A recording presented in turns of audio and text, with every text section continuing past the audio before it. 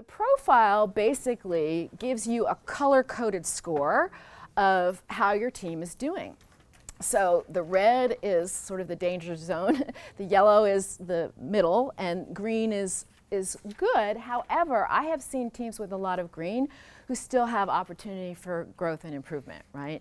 And sometimes, rarely, they have been hesitant to really fill it out with candor, and so there's really a little bit more underneath the surface. But this profile really gets to what's really going on. So it's not to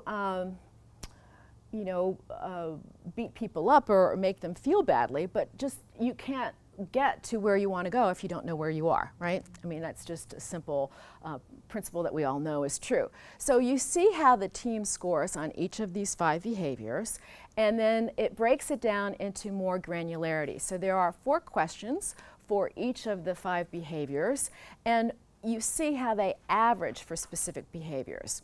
So the questions around trust are very powerful.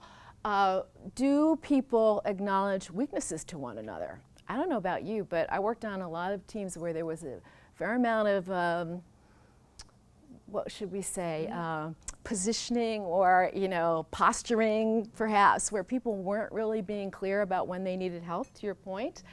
Or people didn't apologize to one another. People weren't really open with how they felt about things. So it gets at that and what to do about it, okay?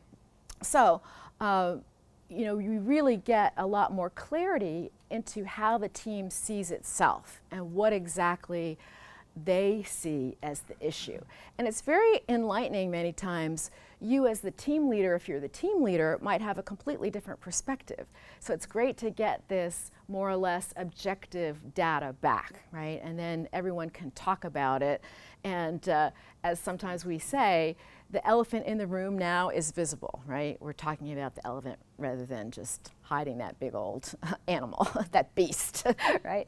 Okay, so moving on then, at each stage of the model, you get into the DISC behaviors. So each individual gets information about how they influence the team, what they're doing that's helping trust or conflict or commitment or accountability or results, and what they're doing that might be less than effective behavior, which is really, really critical. And then they talk about it, right?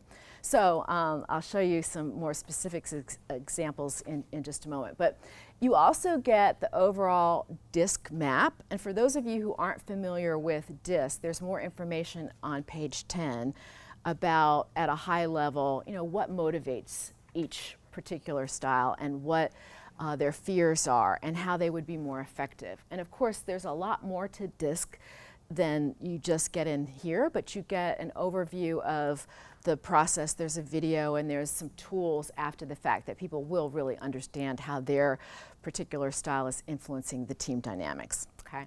So you get to see that and the distribution. And by the way, this is the Decision Tech team. If you remember the 5 behaviors of a cohesive team, the 5 dysfunctions of a team, the book was based on a team in Silicon Valley called Decision Tech.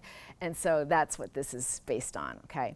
And then there are culture questions too to ask, okay, what could the team do to really improve these behaviors, okay, which is really, really powerful. So in this case, it's hard to see up here, but this team said the #1 problem that they had that's interfering with trust was people were gossiping. That never happens, right? Never happens on a team. So they agreed, all right, we should stop doing this. And then the questions are personalized and dynamic to that team's responses, and start to have the dialogue then about, okay, what can we do differently to make sure this isn't happening on our team? That make sense? Okay, great.